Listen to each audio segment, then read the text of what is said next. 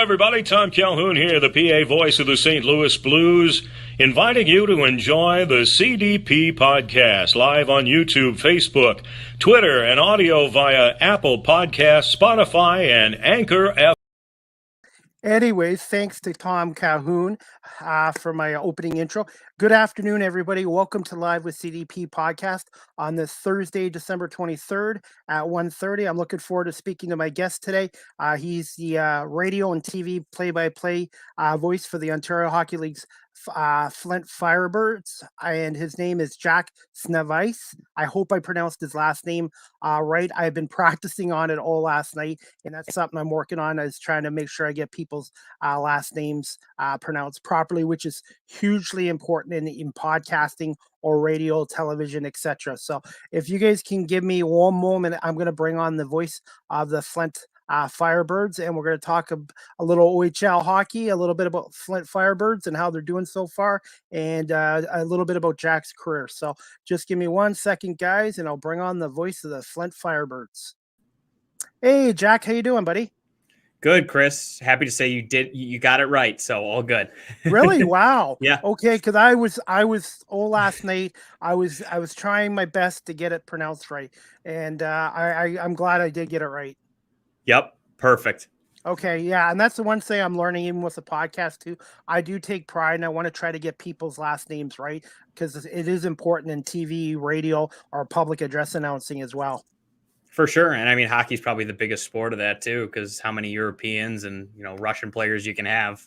Luckily, I think personally growing up watching as much hockey as I did and around the Red Wings and the Russian Five, it kind of helped, learn some pronunciations along the way. Yes, and I'm a Red Wings fan, by the way, since 1979, so huge fan of the Red Wings, and I do have a Vladimir Konstantinov autograph card before his accident happened after the 97 Cup, and that's something I would never, ever sell or trade, and to me, he could have been a Hall of Fame defenseman if he had played the rest of his career out. Oh, he was on his way. I mean, no doubt about it. Him and Lidstrom together would have been, that would have been a decade of who's going to win the Norris Trophy.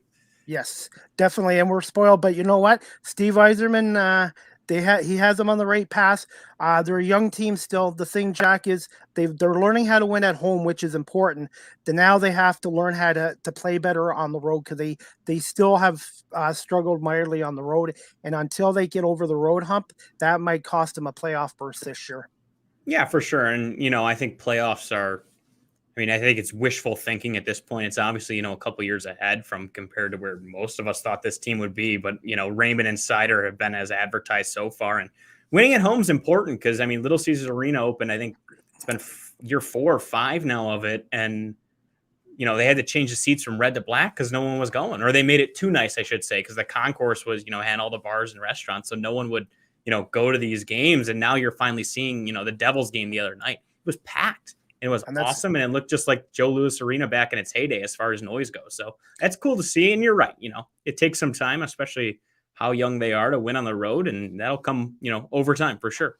Definitely, and hey, and the Pistons are struggling right now, but you know what? I still think they have the right coach in Casey and Weaver, the GM, and they have a lot of young players that are 19, 20, 21 years old. So I hope the fans in Detroit don't write them off. I think eventually they will start playing more competitive and start winning some games, hopefully in the new year. Yeah, I think all 4 teams around here too, in the Detroit area, it's all, it's been 5 years of just misery, really, for the most part. And, even the Lions, as bad as this season started off, you've seen the last 4 or 5 games that there's fight in the team, and the young guys are kind of earning their playing time. So all 5 teams are kind of, in that same boat where they're like, seems like a year or 2 away. And, and it should be, fun again around here for the most part, having some winning teams. Definitely. And I did go on Matt Derry's website, and I did predict they would upset the Cardinals. And I said to Matt, this is a long shot. They're going to upset them. And if I'm wrong, you can rub it in. And he actually gave me a shout out. And like you said, one thing about the Lions, I'm an Eagles fan, by the way. The Lions are playing hard for their coach. They're playing hard. They seem to like this guy. And even though their record's bad right now, I do think there is signs of hope. And as a fan or a broadcaster, that's what you want to see from your team that you're covering or cheering for, is signs of hope and a plan for the future. It's funny you say that because me and my buddy were just talking this morning. He's an Eagles fan too. He's one of my good friends from college. And we were talking scenarios because, the Eagles and the Lions kind of have the most first round draft picks next couple of years. So which quarterback do we want? Then I tried to, we put ourselves in the GM armchair situation, and I tried to get Gardner Minshew from him because I think it's time to move on from Jared Goff just a little bit. So, find that replacement quarterback if you can't get anyone. Yeah, he's not the fit. You can tell right away. And his cap hit's astronomical that it's to the point where the production just isn't there. And, the whole team is moving in a different direction as far as rebuilding. So I think it's just, you want to start over with that fresh quarterback. You want to get another Stafford, that face of the franchise who can really, kind of jumpstart this rebuild. And then hopefully you have, that decade of playoff contention for the most part. How many years does he have left on his contract? Do you know, Jack? I think it's 2 after this season. So it's going to be tough to move. It's going to be, one of those where you're just going to have to cut them and cut your losses. And, you got 2 first round picks and a third for them. So you'll take that every time. And yeah, you'll see. I mean, it's not like there's a whole lot of quarterbacks coming into this draft class that are, miles better than everyone else. There's no Trevor Lawrence this year or, anyone like that. So it's one of those where you got to see where the pieces fall. And that's why I thought Minshew could be a good one because he's young and, his numbers are a lot better than what I would have expected. So it's not a bad idea. Maybe just give him a year and see what he can do. And who knows, maybe he turns into that guy you need at quarterback. Yeah, because as much as I'd like to see him stay in Philly next year, I think he still has the itch to be a starting quarterback. And Jalen Hurts, to me, has already developed and is proven that the team likes him. They will play for him. And I think he's got good leadership skills. And I really think Jalen Hurts is going to be the Eagles quarterback for the next 5 years at least. Yeah, and at minimum, he's, that's the offense Sirianni wants to run. So, with all those draft picks, even if Hurts doesn't pan out, because I don't know if I'm quite sold on him yet, but he's what you need in that offense. And so even if he doesn't work out, the Eagles have enough picks where you can go after, a CJ Stroud or a Bryce Young next year who fits that mold exactly and might have a little bit higher of a ceiling as far as arm strength goes or something like that. So it's interesting. I mean, the Eagles, I certainly never would have expected them to be in the playoff position they are in now. So I think all Eagles fans owe us Lions fans kind of a thank you because that big win in Detroit kind of jump-started them the rest of the way here. Actually, it did, and it started the running game too. 7 straight games with 175 yards rushing. First team to do that since the 85 Bears, and they're just proving old school football can still win. And I've had a couple of Buffalo guys come on my podcast, and they're like, oh, no, the Buffalo Bills don't need a running game. The Bills can do it by Josh Allen and the receivers. Well, guess what?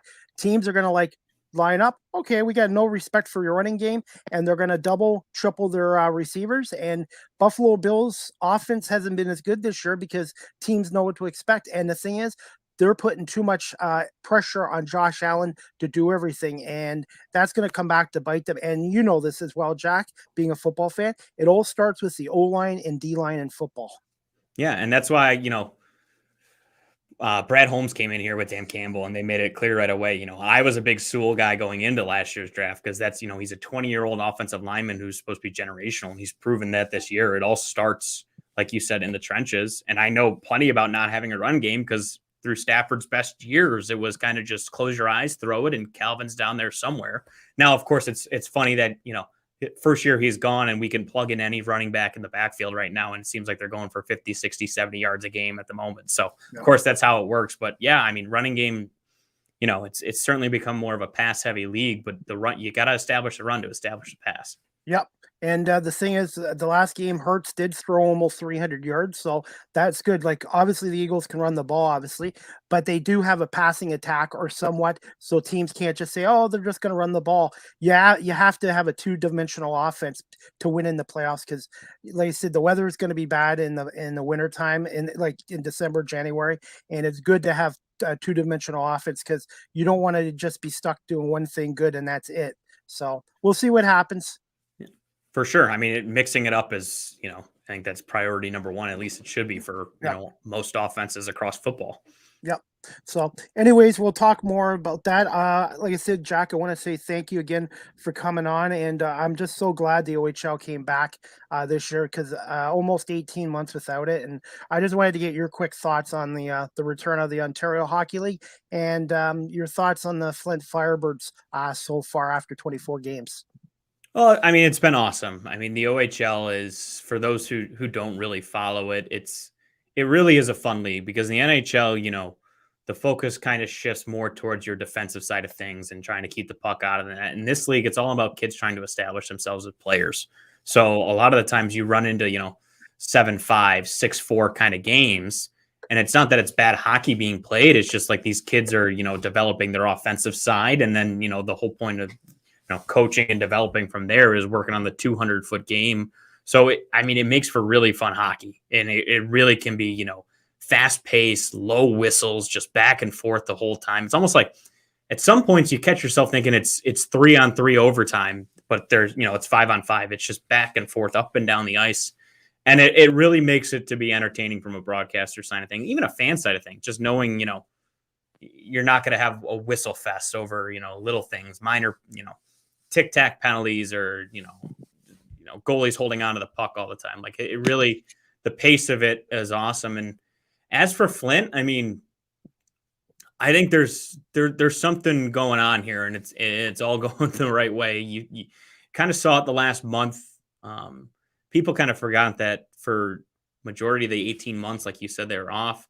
A lot of these guys couldn't even skate because everything was so locked down, whether in Canada or Michigan, until really it was this past summer that, there wasn't a whole lot of opportunity for these guys, these 16, 17, 18-year-old kids to, develop and work on their skills. So I thought you certainly could tell that early on. It was a little bit of a slow start, but now all of a sudden you're seeing some of the young guys really take off. And of course, Brennan Othman leading the way. What's left to say about him? So I'd like to think there's a fun second half in store, and certainly the future is I think really bright around here at the moment.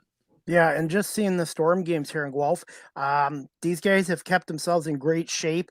And one thing, Jack, I was going to ask you, the speed of the game. I find the speed of the game is even faster than even 2 or 3 years ago. And also, I noticed you've done U.S. college hockey with the Michigan State Spartans. What's the biggest difference between the college hockey that you've called with Michigan State and so far doing with Flint? If you don't mind me answering that. Yeah, and I mean, they both have, great things about their game. In college hockey, you have a little bit more older guys, so it's a little bit more physical, which is always fun to see and everything like that. Guys trying to, make it, at age 23, 24, still knowing they have, some potential to make the NHL. But I think it really comes down to pace of play, like we just talked about. I think the OHL is just, it's so much faster than college hockey. And a lot of times it's because you have, the older guys trying to, get more physical with it or trying to, work on their defensive skills a bit more. Or they just, they've been around hockey longer. They're bigger, faster, stronger for the most part, where they're able to, use their body and physicality a bit more than where skating can really set you apart in the OHL. Definitely. And I was going to say, how many years did you do the Spartan games for the Big Ten Network? So, boy, I think 5 to 6 years. I kind of 2020 is a blur to me, but I know I did a couple of games off a TV monitor for them. But yeah, it was all through my time there at Michigan State, and then a couple of years after as well. And yeah, I guess you've done a number of arenas too in Michigan as well. Which one was your favorite one to call a game from? That's tough, and I'm gonna sound biased, but Flint's pretty great. I mean, the setup here where you are directly over center ice and you are right on top of the play, and just you can see everything, and it's awesome. Personally, my favorite rink, and this is going to be an unpopular opinion, but it is Joe Louis Arena. I grew up there. I can still, smell the concourse and the stale beer and the Little Caesars pizza. Yeah, right. And roasted almonds everywhere. But I mean, they all have their uniqueness to them, which I love. Every arena I go to, I take a picture of, whether it's because I'm just being a fan or just it's just everything has a uniqueness about it that really makes they're all special in their own way, as cliche as that sounds. Yeah. And I have cousins in Michigan too, and they took me to my first baseball game at Tiger Stadium, first Red Wings game in '81 at the Joe, the Big House and stuff like that. And I miss these old stadiums and old arenas. Now it's all brand new. state of the art, but I grew up with the old school stadiums and arenas, and definitely going to miss the Joe Louis Arena and stuff. But if the Red Wings can keep winning and then eventually get in the playoffs and win some championships at Little Caesars Arena, then people will start thinking more of Little Caesars Arena as they do with Joe Louis Arena. Right. And like you said, all of them are kind of headed that way. It's, it's kind of like the baseball renovation, not the renovation, the era, I should say, back in like the early 90s when they all became, similar to Camden Yards. It's kind of that way in the NHL right now. Between Little Caesars and, Edmonton's arena, they all kind of started that new wave. So you're going to start missing out on some of the classics, but, eventually these will become classics too, right? So, technology is just always going to advance with these, and, that's how it goes. Well, it's like the gentleman I had, Sean Bernard, from the Erie Otters, and I said, once things get better with this variant, I would like to go to a game in Erie, catch a game in Flint because it's on the way to my cousins in Taylor, Michigan, which isn't that far from Flint, maybe 45 minutes or whatever. And then I'd like to do a game in Saginaw too. And I'm so glad the OHL is doing so well in Michigan and in Erie. And hopefully maybe in the future they'll have expansion, maybe a couple more American U.S. teams in the OHL as well. Yeah, and I mean, the rivalry between Saginaw and Flint is kind of firsthand of that. It's not just, on the ice, obviously the players know each other. Obviously this year too, we're playing them 12 times, which is a lot more than normal because of, COVID and the scheduling and how it worked out. But I mean, you can tell, there's just a different buzz around the arena when, Saginaw comes to town, and, it makes for a lot of exciting games. And I'm sure Joey Patano, the Spirit voice, would say the same thing, where it's just, and he's been around a lot longer than I have. And, especially now that it's so close, they won the first 3, we won the last 3, and, now 2 more next week versus them. And it's just, what you're going to get every time. And it's nice as a broadcaster too, because I don't have to research as much because I know them basically like I know our team now too. So it's a lot of fun. And it's certainly, establishing the I-75 Divide Cup, early before I was here, back when Flint first moved from Plymouth, was a big step. And, you saw in the 1920 season, both teams were probably as good as they've ever been, which made it even more fun. And now this year it's, dead even again. So it's certainly, it's always nice to have that rival, and it's even better that it's from the state of Michigan. Do you think Plymouth, the OHL, would ever put a third team in Michigan, or do you think they would just keep it at the 2 teams right now with Flint and Saginaw? It's tough. I think you have 2 teams who both present their own, uniqueness to the league. I think, they both cities kind of resemble each other as well. That hard nosed, blue collar type cities.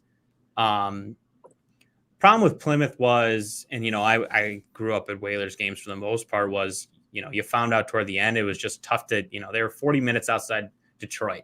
So it was tough to really get that draw when the Red Wings are going on at the same time.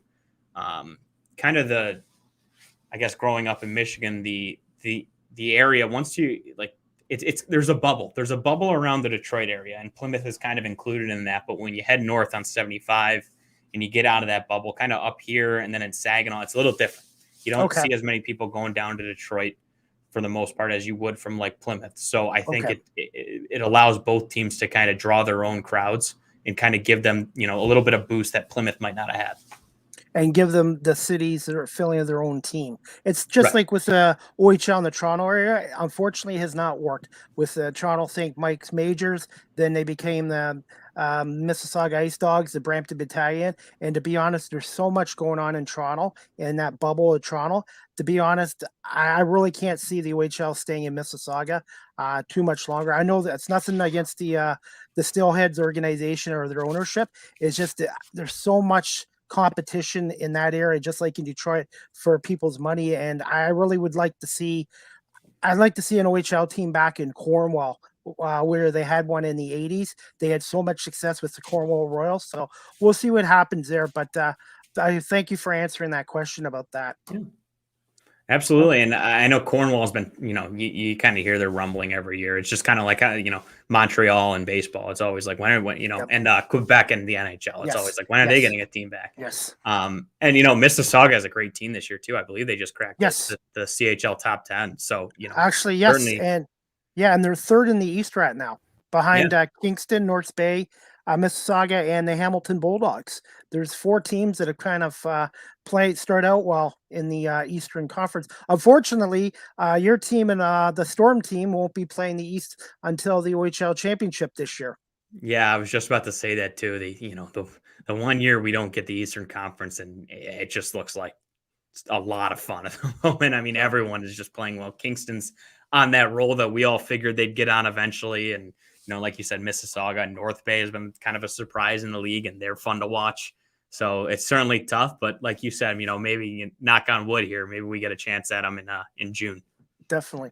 Okay. I'm just going to get to some questions, Jack. Can you just tell my audience a little bit about yourself, and when did you decide you wanted to pursue a career in broadcasting, TV, and radio?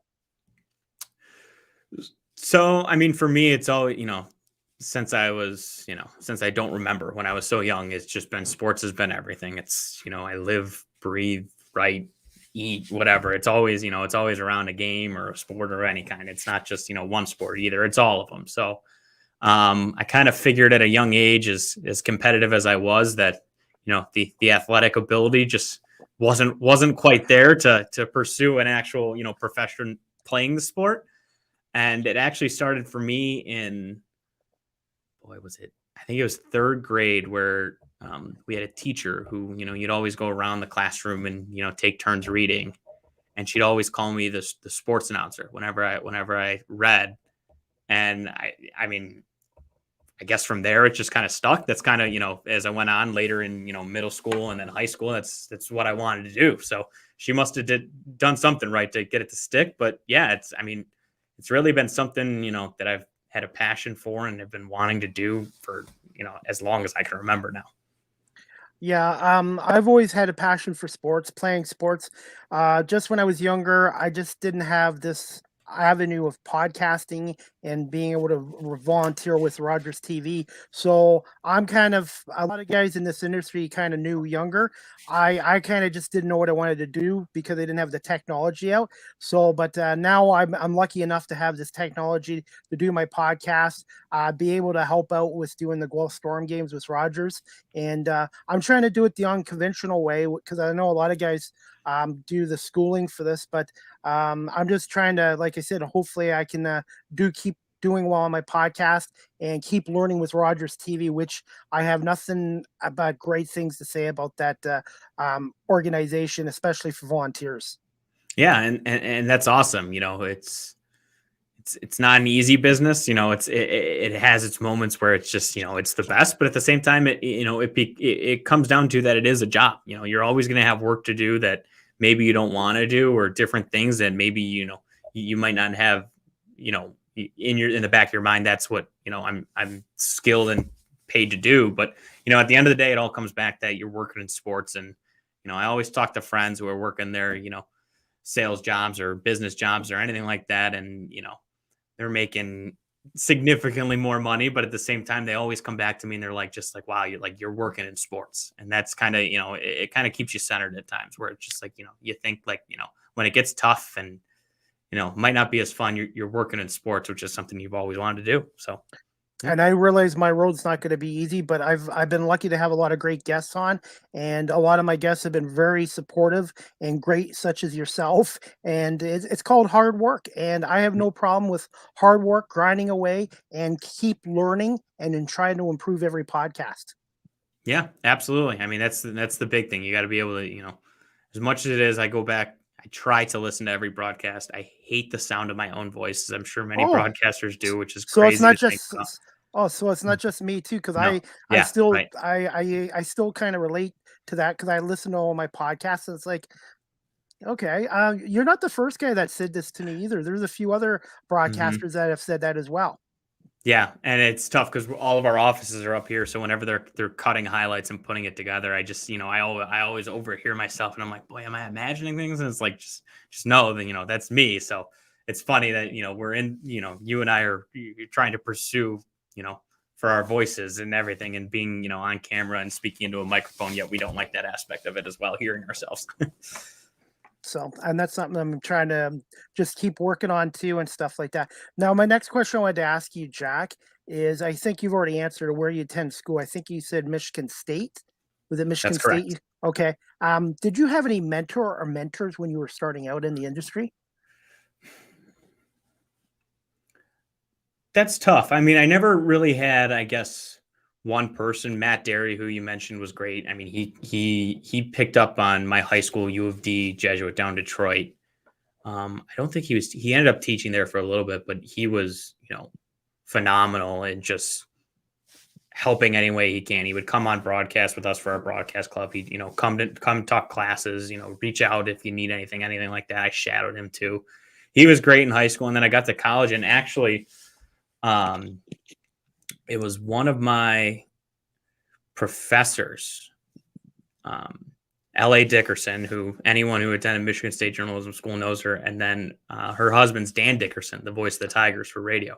Oh, awesome. So I got to, she taught me, I think, wow, like 3, 4, 5 classes. And she's one of the best people I've ever known. And then Dan as well, just two great people, one's teaching, one's in the industry. So getting to know them and how much they actually helped me and gave me opportunities along the way or advice or anything. It was, 24/7. If you need anything, just reach out. And, it's little things like that that just kind of stick with you, because, 9 times out of 10, you're not going to reach out, but there's that one time you do. And people like that are just there to help you. That, those two really, and you could ask any of my classmates, they all feel the same way, that the Dickersons are just great people and have just been so helpful to a lot of us along the way. And I'm working on hopefully one day having Dan come on as well. And you were saying this too. I'm building with contacts and stuff. I've had guys like Chuck Swirsky come on, give me their cell number, and I'm like, wow, these guys are like legends in this industry. And I'm like 49-year-old rookie trying to break in. And everyone in has come on my podcast has been great. And I've got people who's like, how you do it? And I said, listen, I'll just be myself. I ask people like yourself or Ken Daniels or John Murphy, the voice of the Bills, and they come back and respond to me and they come on, and I just try to make it work. And I've been very lucky so far. Yeah, and you mentioned Ken Daniels. I actually, for one of my classes with LA, I had to reach out to someone in the industry and shadow him. And grew up around the Red Wings, grew up hearing that voice, and I shot him an email. He got back to me within the hour, and we've stayed in touch ever since. And it's just 99 out of 100 people you meet in the industry or the business, at least that I found, and so far, they're all in the same boat. They're all pulling for each other. Obviously it's competitive, but at the same time, everyone's trying to help everyone, which is just. It's so reassuring and just a great feeling to know that, you're not in an industry where you got to, bite someone's head off to get ahead. Like, everyone's kind of there to help everyone. And it's certainly, kind of a great thing to see. Especially with the OHL. I've been lucky to have yourself on, Steve and Manny from the Windsor Spitfires, Mike Stubbs, Jim Van Horn from the London Knights, Mark McKelvey from the Owen Sound Attack. And it makes you feel really good that people are trying to help you and they like your work and want to come on. And it just, like I said, this is another reason I want to get in the industry, not for the fame or the money. It's just because it's something I have a passion for. And there's a lot of good people in this industry. Yeah. And that's sometimes all that matters. And, it's reassuring too, because, like you said, sometimes you can look at these guys like, oh my gosh, like, you're we all have, right? Yeah.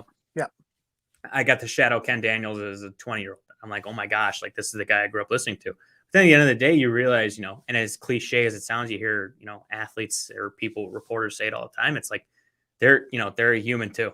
Like at the end of the day, it's like, you personify people a little bit, kind of a lot, I guess you could say. You make this mental image of them, and then you get to know them, and it's like, wow, like they're a person, and they're like I said, 99 out of 100 times they're great as well.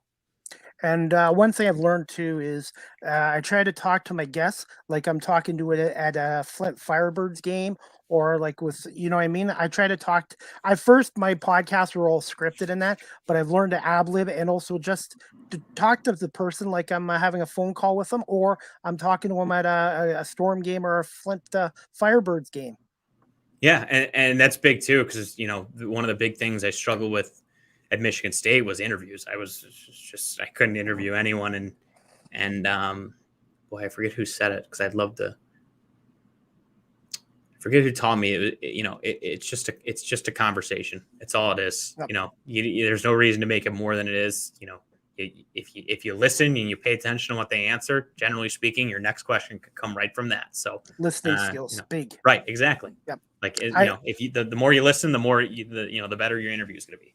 Yeah, and I do have things written down I want to ask in that, but like you said, I've tried to develop my skills on where I'm just focusing on the conversation like it's just a regular conversation at a hockey arena or a baseball stadium as well. Right. I mean, it's good to have bullet points and know what you want to talk about. Like, normally we try and record pregame interviews with coaches and players, and when you're around these guys, 24/7, how many times can you ask them the same question? Oh, well, the power play did well last night, or, oh, you're playing, Saginaw again. Like, it's important to kind of listen to what they respond. That way you can, kind of feed off that and throw something else in there to get it, a different answer. Okay. I'm just keeping an eye on the time too, Jack. First job. Okay. First job in TV, radio. And did you happen to do any volunteer work or internships as well? First job, it's tough to say because I guess in high school it wasn't really a job, but U of D has probably one of the best broadcast clubs in the state for high school. So the connections I kind of made through that, I ended up doing some Michigan high school, football state championship games, hockey state championship games, and all U of D sports, which is great. I got out to Yost and the Breslin Center back when I was just a young Spartan growing up, hadn't even gone there yet. So those are all cool. I would, first job really was Big Ten Network Student U as a freshman. It was. I remember it was. I got a connection to the guy who ran it, and 2 days into my tenure at Michigan State, I was working for Big Ten, and wow. Michigan State is all I ever wanted to go to. And broadcasting was all I ever wanted to go to. And 2 days in, it was just like, boom, there you go. That's kind of where I stayed for the next 5 years. I ended up interning at Fox 2 down in Detroit for a summer in college, and that was phenomenal. Dan Miller was there. Greg and Sky were producers. Woody Woodruff, Jennifer Hammond. I mean, they were all just great people, and it was so much fun to go into and just learn from them, pick their brains as well. And still in touch with most of them as well. So. It's just, it kind of was just bouncing around, and, the high school was, it was volunteering. I wasn't getting paid for it. I put in, more hours in broadcasting in high school than probably I did schoolwork a little bit at times, but, it was great, and, experience matters. So it certainly was something I took to heart and enjoyed doing. Absolutely. And doing Rogers TV, everyone's like, you're not getting paid. And I said, listen, I'm going to hockey games for free. My parking's free. They pay for my food. And I said, the main thing I'm getting is experience. They're teaching me stuff, and I'm learning stuff that I might not necessarily get in the classroom. Not that I'm against schooling or going to university or college, but doing the hands-on practical experience, there's nothing like it. Yeah. And especially in this industry, there's only, I've always been a firm believer, this right or wrong to say, it's just kind of my opinion here is, in this industry, at least, you're going to get most of your knowledge from being in the field. Like you said, there's only so much you can learn in the classroom. And that's where, Michigan State's journalism school was so good about that. It wasn't limiting to you to, okay, you got to write this article, you got to go interview this person. It was, hey, we have this opportunity at this time, we have this opportunity at that time, so on and so forth, all throughout the weekend, you name it. Like, you want to go cover a football game? Great. We're going to put you in the press box, and you're going to cover a football game, and you're going to get to ask Mark D'Antonio at the time a question after. And it was just like, really? That's it? And it's like, yeah. And it's stuff like that where just being in the environment, learning, not even asking people questions, but just learning from people in the industry when you're out in the field is just, I think it makes a world of difference. Absolutely, 100%. And every time I go to a game, my producer Neil White, I always ask him questions. He answers them, or he shows me, and it's developed my confidence too. Like not just with my podcast, it's just now doing camera work for a live broadcast. I'm more confident now than I was even a year and a half ago, and it's just something I want to keep learning and getting better at. Yeah, and confidence is key. And so I definitely think, being in the field is the best way to kind of, reach that point. Definitely. And every time I do a podcast, I learn new stuff from my guests, and that's great because every guest has a different story to tell. how they started out and what they've learned and how they got where they've been at. Yep, for sure. Okay. Next question I want to ask you, Jack. How did you end up coming about the role of the Director of Broadcasting Communications and play-by-play for the Flint Firebirds? So it was my first summer after college. I reached out. I was kind of reaching out everywhere, and Dominic Henning at the time, he was the only director of broadcasting for the Firebirds in their franchise history. He came in when the first season after the move from Plymouth. So he ended up getting back to me, and I ended up just working as just kind of unpaid internship for the first year after college, and I made money as an Uber driver up at Michigan State. And one thing led to another, and there was one game in December that something was going wrong technically, as it very well happens often in this industry, and he had to go run and fix it. And I remember there was 3 minutes left in the first intermission. We were playing Sarnia. There's 3 minutes left in the first intermission, and I'm sitting up by where our station is, because I would kind of just do little things here and there for him. And 3 minutes left, and he goes, "You're on to start the second period." And I'm like, all right. So didn't have time to think, didn't have time to prep, just did it. It went well enough, and he had enough confidence in me that he sent me that text and said, "You're going on," and so be it. And then I ended up being just kind of his color commentator for the back half of the season, as well as still kind of interned. And one thing led to another. I was planning on coming back last year in the same kind of capacity, just trying to learn from him as much as I can, because there wasn't really anything he didn't know around here. I mean, he pretty much had it down. And then one thing led to another, and COVID happened, and then he ended up getting the director of communications role with the CCHA, a role he's been doing great at, because he everything he's done has been phenomenal. And then we just kind of stayed in touch and used him as a reference, and here we are. So certainly owe a lot to Dominic Hennig for everything he's helped teach me, and then help me along the way to get into what used to be his chair. I've heard a lot about him from Manny and Steve and some of the OHL other guys too. And speaking, my story is a little different than yours, but my first camera game was with a basketball team here a couple years ago as a volunteer, and they were short camera guys for their broadcast, and they asked me if I could help out, and I said I've never done broadcasting or camera work ever, and the producer took me up, showed me what I had to do, and I ended up doing the last half of the game, and they actually liked my work, and they actually paid me, and they told me, if you're interested in getting into broadcasting, go into Rogers TV. And that's how I got a taste of the broadcasting bug, was just helping out at a basketball game, doing camera work, which I have never done in my life. Right. And, I'm full of cliches, but, the old cliche is it's better to be lucky than good. And sometimes it's true. I mean, it's just, you work hard enough to put yourself in a position where, breaks like that can happen and you're ready for it. But at the end of the day, you can't make something like that happen. I can't make, the broadcast fail and get the opportunity to, put the headset on. It's just, sometimes things just fall your way. And, as long as you're prepared and you're in the situation where you can, take control of it after that, that's the biggest key. Definitely. Do you have time for a few more questions, Jack? Yeah, absolutely. Okay. This one I wanted to ask you, who are some of the other Firebird players to keep a lookout for this year, being obviously with the Storm? And how has former Storm player and Bulldog and the son of Todd, Tag Bertuzzi, fit in with Flint so far? So Tag's been great, and I think he'd be the first to tell you, his offensive production is behind where he'd like it to be, but he's a leader off the ice, which is big. He's a big part of the locker room. And, he's always seems to be in a positive mindset anytime I talk to him or around the guys. So he certainly fit in well here. A couple other names. I was on ABC 12 around here yesterday and got the same question. So I'm going to kind of reiterate the same answer. The last couple of weeks, Coach Dent put Colson Petrie, Amadeus Lombardi, and Gavin Hayes on a line together.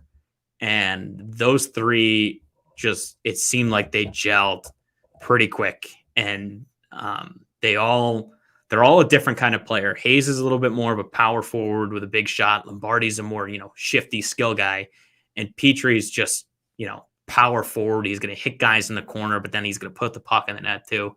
And the three of them have just, to me, they add another element where, you get past the line of Othman, Giroux, and Piercy, who are all, currently on 6-game point streaks of their own at minimum, I believe 6 or 7 now. I forget, after losing 2 games last weekend. And then you get the second line of these youngsters who are just, you can see the potential in all 3 of them. And it's just, those 3 have been just really fun to watch, especially, it kind of goes back to, a couple questions ago where, these guys didn't get, that many opportunities the last 18 months during COVID to skate. And so you kind of saw the progression over time, week by week, game by game, where they just kind of felt comfortable and looked comfortable and started playing with some confidence.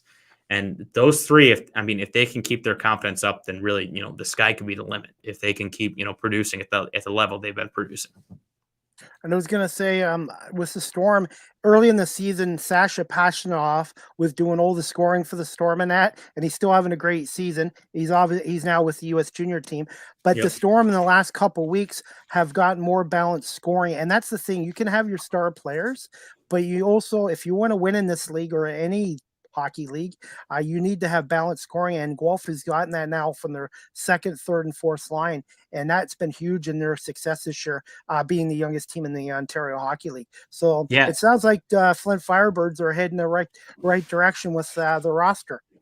Yeah, for sure, and they're right up there for, I forget, I think it was Elite Prospects has it ranked in, I think Flint's 3rd or 4th youngest as well. So there's just a lot of room to grow. And then when you have guys like, Riley Piercy is, a great leader up front, Marcus Gretz, great leader, Luke Kavlin, and that, all those guys. And then, of course, Brendan Othman. Anytime you got a first-round NHL draft pick in your locker room, guys are going to listen. He was at Rangers camp. He played preseason at Madison Square Garden. And, it's just been you kind of wondered coming into the year, there was kind of a spectrum here. It was 2 draft classes who hadn't played in the OHL yet, and a class that really shouldn't be overagers, but are, because they missed all of last season. Mm-hmm. So you kind of wondered, I'm sure it was this case all over, the league, how is everyone going to gel? And here it's just been, everyone just kind of hit it off from day one. And it's just a great chemistry down there at the moment. Definitely. How is Sandhill Pinwall, who you guys acquired from the London Knights, how do he fit in with Flint? Panwar has been great, and he was kind of another one where it was just it was a slow start for him, but then he got one, and all of a sudden that confidence comes back. And I think he's been banged up for the last couple of weeks now, but he had 8 points in 7 games before he went down, and he was kind of establishing himself. He's probably the best skaters, and one of the best skaters in the OHL for sure.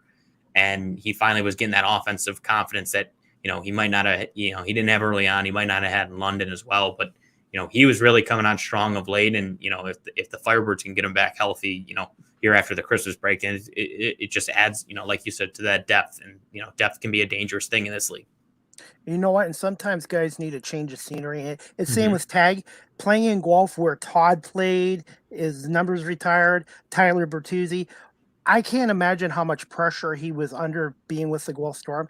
I think the best thing the Storm did for him was to move him on, obviously, to Hamilton and now with Flint. And the same with Panwall, too, because London is, as you know, has been stacked for many years. And I don't think he was getting enough of an opportunity there, in my opinion. I think the best thing that happened to him was moving on to a team like Flint. Yeah, and Riley Piercy, I think, is your perfect example of that. You look at his numbers in Barrie. He came over the trade deadline in 2019-20 with Tyler Tucker back when the Firebirds, really went all in, and that was kind of shaping up to be the year and the team and everything like that.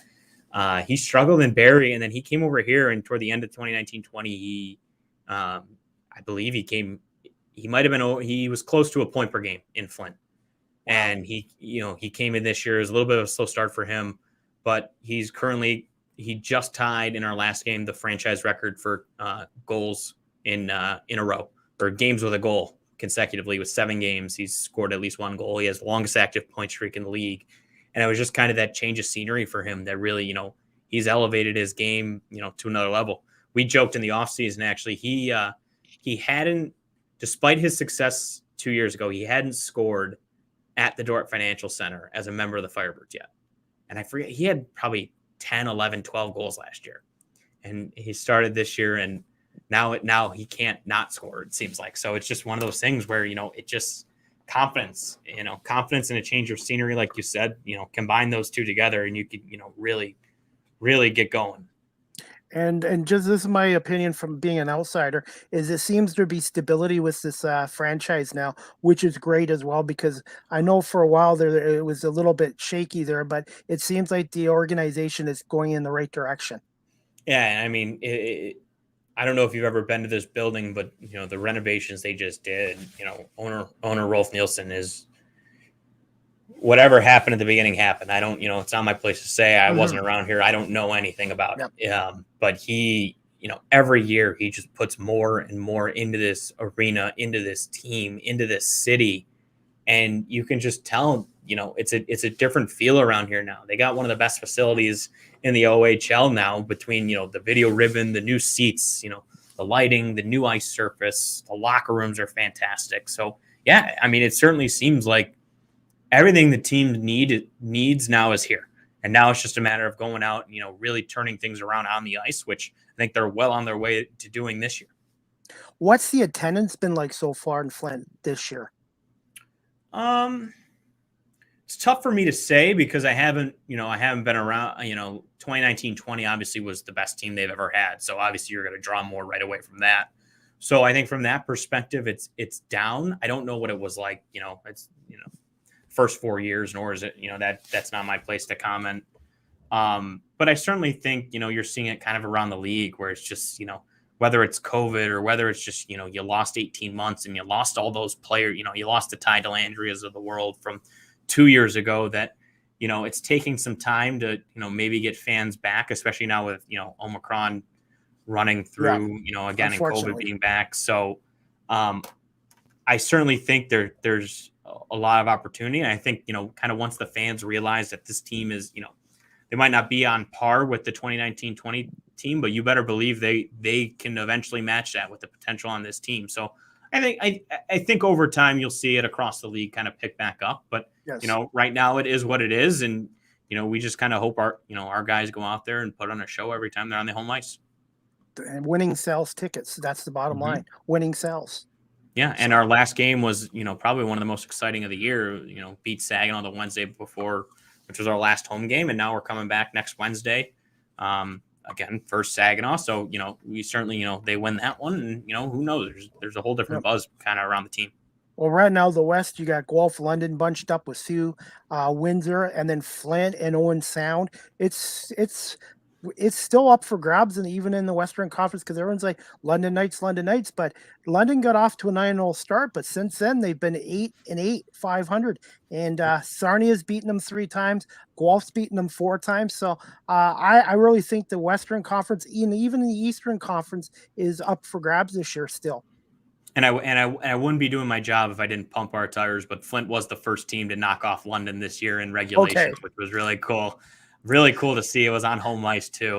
That was one of the more fun games of the year. And then, I mean, ever since then, it's, like you said, it's wide open, and Flint's played the fewest games of anyone in the West. They're 5 points back of Sioux and Windsor for the division lead right now, with a lot of games coming up versus those two. So, it makes for certainly an exciting finish to the season.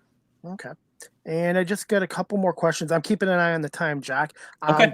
What is the hardest aspect of being a play-by-play announcer, and what do you enjoy about it the most? And what are just some of the differences from doing TV to radio? So I'll answer your second one first because it's a little bit easier for me to answer. Radio, you got to be more descriptive. However, myself personally, I've always, even on TV, I've been descriptive with how I call the game, just because I think, my mindset going in is you never know who's watching. So, you could have just some random person who has never watched hockey in their life start watching a game. And, you're describing puck's moving this way, that's offside, cross the way, he was just offside, the puck didn't cross yet, this is icing because, that's a penalty because, and, where's the puck going? Why are they cycling it? Who's in front of the net on the power play, why that's kind of important. Like things like that, where I think especially in hockey and baseball probably too, I guess baseball is a little different, but hockey, I think description's key because it's obviously, especially in the US, it's, it's not the most popular sport. It's not the second or third most popular sport. So you never know where the opportunity is to grow the fan base of the sport. So personally, I like to, kind of be as descriptive as possible, as well as, which kind of ties into my next point. Probably the hardest thing about being a play-by-play announcer is when I'm horrible at memorization, horrible at it. So I can hear a pronunciation, 15 times of someone, and I still might get it wrong.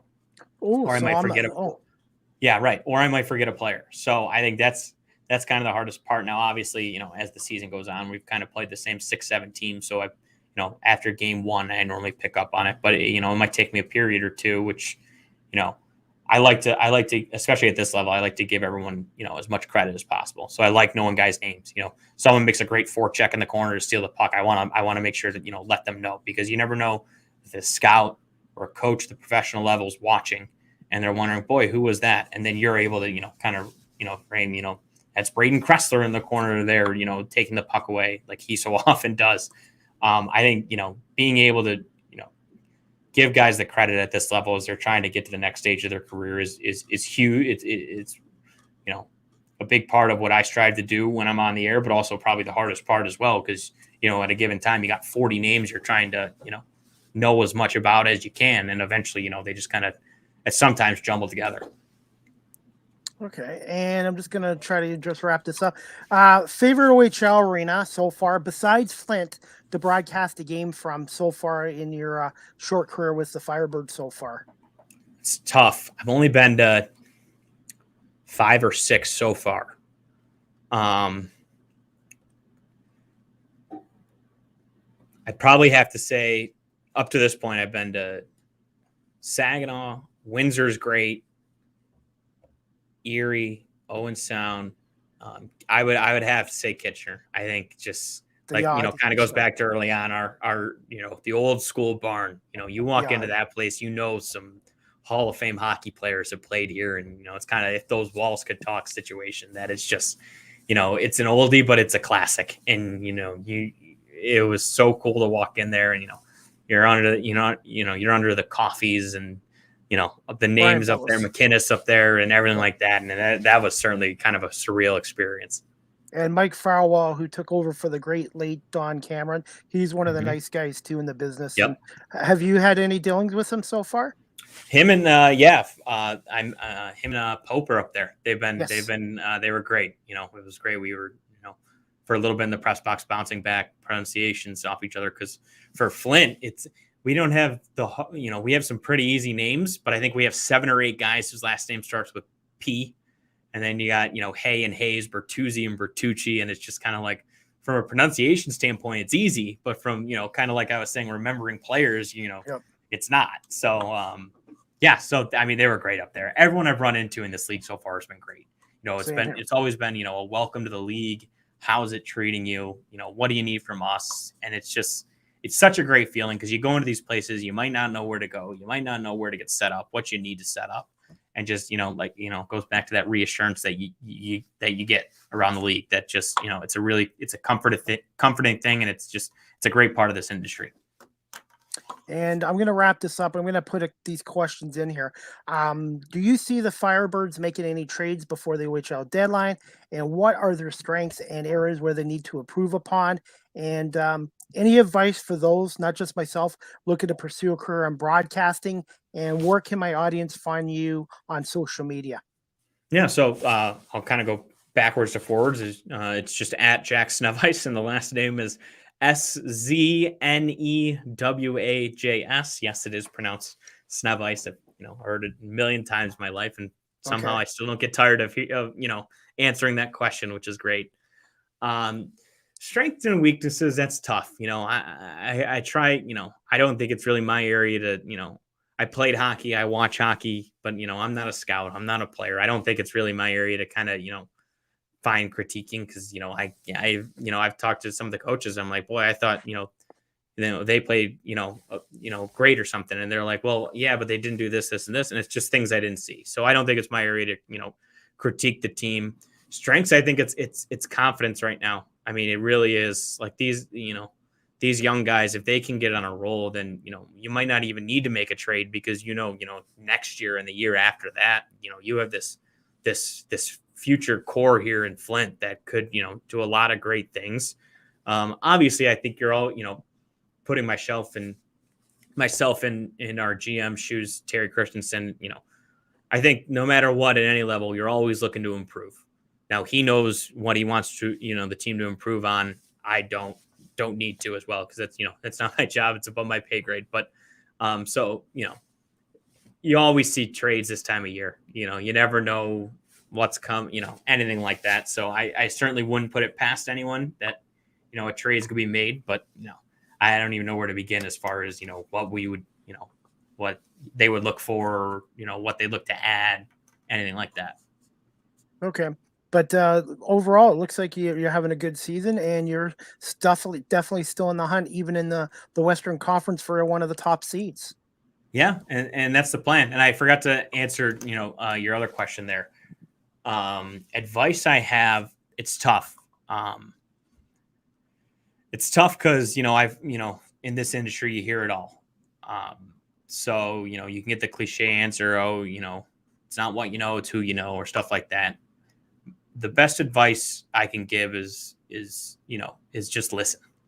Just anyone you meet, anything you do, you can't dismiss any piece of advice. You really can't, because every situation is going to be different. Everyone you meet is going to be different. If you listen and, take things as they come, maybe other things will stick with you. Other piece of advice will stick with you more than others.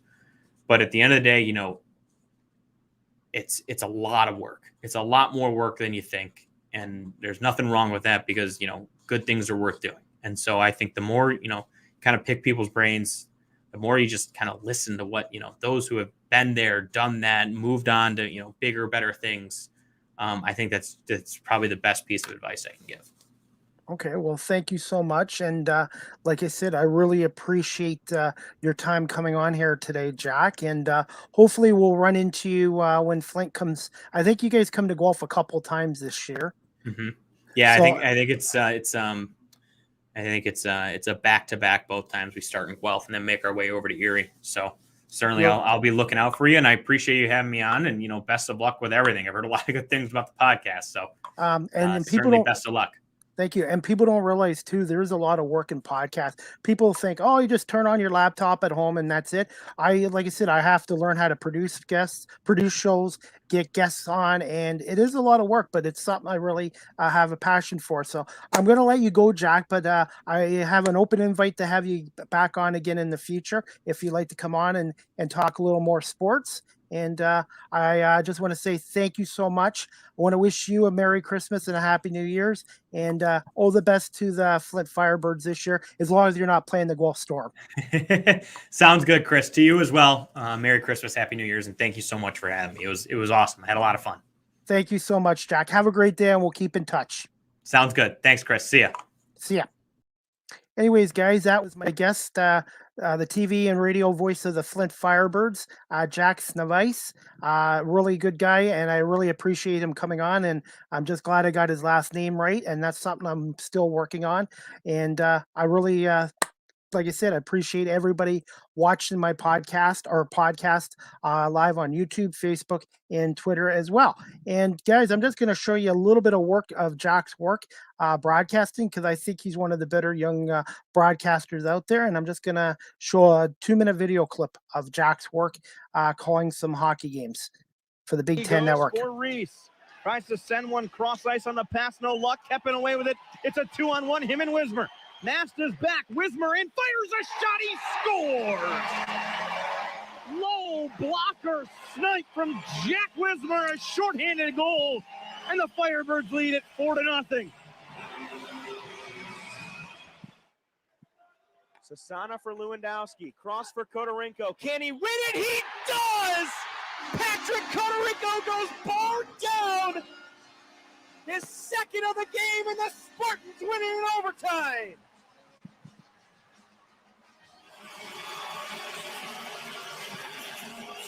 We talked about him earlier in this period, just how much better he gets seemingly every game and the plays he makes without the puck and away from the puck. How about a play with the puck? The patience to outweight the defender, pull it to the backhand, roof it past Buroinen when he's expecting a pass cross ice. What a goal from the rookie on overage night. And it's a tie game. Again, a very active and aggressive penalty kill. With all the playmakers Michigan has, it makes sense. Milan, down low, Hirose. Great job coming back across by Nicholas Boca to get in the way there. Lewandowski, point, Hirose, a shot, saved, they score! It snuck its way through. Cody Milan with the redirection. Michigan State has its first lead tonight, a power play goal, 3-2 Spartans. Let me get your thoughts on the Windsor Spitfires before you come back up here to the broadcast booth. Your thoughts on this game tonight? Oh, it's a huge game. I mean, 5 points separate these teams between fourth and fifth place. The Firebirds obviously have gotten the better of Windsor each of the last 2 times, the overtime thriller and the 8-3 win at their place. Certainly a big game.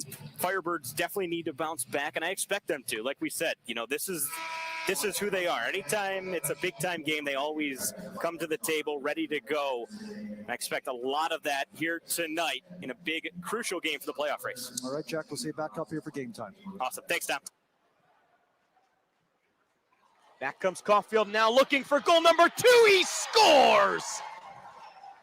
Cole Caufield, his second of the game, goes 5-hole on Leatherman, 3-1 Badgers. Kotorinko, Milan, Hirose, Lewandowski, and Carson Gatt, the 5 on the power play for the Spartans. Quick shot attempt, and they score! Patrick Kotorinko on the back door, off the feed from Taro Hirose, 1-0 Michigan State. Anyways, guys, that clip was courtesy of Jack's YouTube channel as well. And speaking of the OHL, since we're talking about it right now, I'm just going to bring up the CHL's top 10 standings, and we'll just let people know what's going on. And the top 10 standings right now in the CHL as of today, December 23rd. Number 1, the Winnipeg Ice. Number 2, the Edmonton Oil Kings. Number 3, the Kingston Frontenacs. Number 4, the Charlottetown Islanders. Number 5, the Everett Silvertips. Number 6, the Quebec Ramparts. Number 7, the Kamloops Blazers. Number 8 team in the country is the Sherbrooke Phoenix. Number 9 team from the OHL, Mississauga Steelheads. And number 10 team, the youngest team in the Ontario Hockey League, and maybe the biggest surprise, the Guelph Storm make the top 10. So, yeah, hopefully the Storm can keep it up. And that's the CHL's top 10 lists for December 23rd. Again, Winnipeg's number 1, and Guelph made the list number 10. Let's see, guys. Also, want to let you know, Live with CDP podcast, the audio version will be downloaded to Google Podcasts, Anchor FM, Apple Podcasts, Breaker, Pocket Casts, Radio Public, Spotify, Castbox, and my LinkedIn page as well. And also, guys, you can follow me on TikTok at Live with CDP. That's at Live with CDP on TikTok. And just to let you guys know, I do have another podcast show lined up next Wednesday. Next Live with CDP podcast. Currently, the next one is Wednesday, December 29th at 4 o'clock Eastern. My guest will be J. Evan Foster. He's a CFL pro football agent and a licensed life insurance advisor based out of Hamilton. So we're going to talk to J. Evan about his career as a life insurance advisor and also being a CFL pro football agent based out of the Hamilton area as well. So hopefully you guys can tune in to this podcast Wednesday, December 29th at 4. If I have another one before then, I will let you guys know as well. And let's see, guys, got some football news I want to post up here. It's Thursday night football tonight. You got the San Francisco 49ers, 8-6, battling for a playoff spot against the Tennessee Titans, 9-5, 8:15 kickoff from Tennessee. And then on Christmas Day, you have 2 games. The Browns take on the Packers at Lambeau Field at 4:30. And then at 8:15, you have Carson Wentz and the Colts taking on his former teammate Zach Ertz in the Arizona Cardinals, who are coming off a tough loss to the Detroit Lions at 8:15 kickoff as well. So definitely huge game tonight. As an Eagles fan, you got to cheer for Tennessee because San Francisco right now has got the number 6 seed at 8-6. If they lose, then the Eagles, the Vikings, and Saints will be a half game behind them. So it's really a playoff game for the Niners too, because they don't want to drop to the 7th seed or even out of a playoff spot. So huge game tonight, 8-6 San Fran and 9-5 Tennessee. We'll see what happens tonight, but this is going to be an old school smash mouth football game, I think, because the Niners play physical football and so does the Titans. So I do not expect it to be a high scoring game. So we'll see what happens there. And also some other news: the Tampa Bay Buccaneers, our wide receiver Chris Godwin is out for the season with a torn ACL. Look for Antonio Brown to be back with the Bucs, and the Bucs also signed running back Le'Veon Bell to replace their current back. I know Giovanni is out right now, and Leonard Fournette got hurt as well. So looks like AB will probably be back with the Buccaneers very soon, but Chris Godwin is out for the year with a torn ACL. And some other football news, guys. The last place New York Giants shut down injured quarterback Daniel Jones for the final 3 games. And speaking of that, let's see, that's my next topic. The 7-7 Eagles, coming off a big win against Washington, will take on the last place Giants this Sunday, December 26th, 1:00 kickoff at the Link in Philly. Can the Eagles rush the ball again for 175 plus yards for an NFL record 8th straight game? To me, the Eagles are 5-2 in their last 7 games. They're averaging well over 175 a game, first time since the 85 Bears. Having Jordan Howard back with Boston Scott and Miles Sanders has been great, a 3-headed monster, plus Jalen Hurts as well. Jalen Hurts is one of the best rushing quarterbacks in the NFL, and he has 10 rushing touchdowns. Everyone talks about Josh Allen's athletic ability. There's no question about it, but Hurts can do everything Allen can do. The only difference between Allen and Hurts is Allen does have a rocket or cannon of an arm, and Hurts doesn't. But to be honest with you, I'm going to say this. I really believe long-term Jalen Hurts is a better quarterback than Josh Allen. No knock on Allen, but I just think Hurts is better at reading defenses and makes better decisions and has a lot of athletic ability. Like I said, maybe he doesn't have the arm that Allen does, but I think the Eagles have their franchise quarterback for the next number of years right now. So we'll see what happens. They need to take care of business Sunday against the Giants. They've already lost to the Giants in New York, so they need to take care of the Giants. Then they need to go to Washington in 2 weeks' time, and then they're home to Dallas, which might be a throwaway game for Dallas because they're probably going to clinch the division very soon. So we'll see what happens. But as for the Eagles, they just got to keep playing old school football, run the ball, stop the run, and playing good defense. And Hurts did have a good game last night. I think he was 22 out of 26 for 296 yards.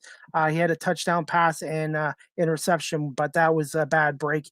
Hit the ball hitting Goddard's foot and then bouncing to the defender who was there on the spot. So that happens. Hurts did have a fumble as well, so he has to watch the turnovers as well. So, but overall, I've been quite happy, and I think Nick Sirianni has done a good job rallying this team.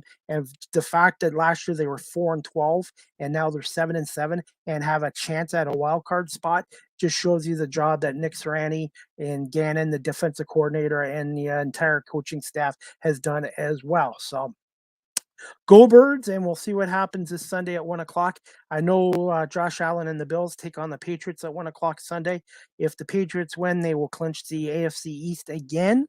But if Buffalo wins, then they will be tied at 9-6, and actually Buffalo will actually be ahead of New England based on their divisional record. So Sunday is basically put up or shut up time for the 2021 Buffalo Bills. If they want to repeat as AFC East champs and maybe even have a home playoff game, they're going to have to take care of New England Sunday. So we'll see what happens.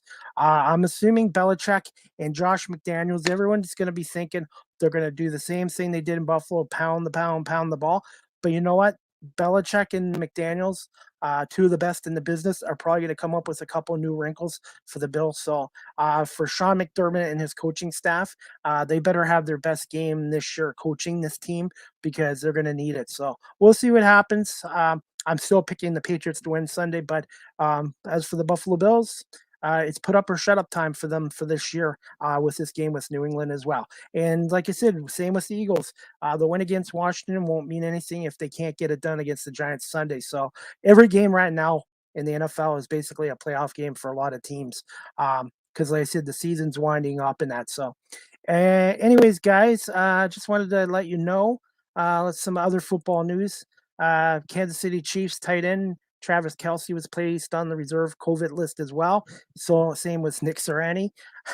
Kelce is vaccinated according to Adam Scheffler from ESPN, but he has a chance to return in time for the Chiefs important game against the Pittsburgh Steelers Sunday. That's a huge game too. Kansas City wants to keep the number 1 seed and needs to win that game. And Pittsburgh, who's 7-6-1 right now, fighting for a wild card spot in AFC, needs to win this game as well. And that game will be done by Jam Nance and Tony Romo and Tracy Wilson as well.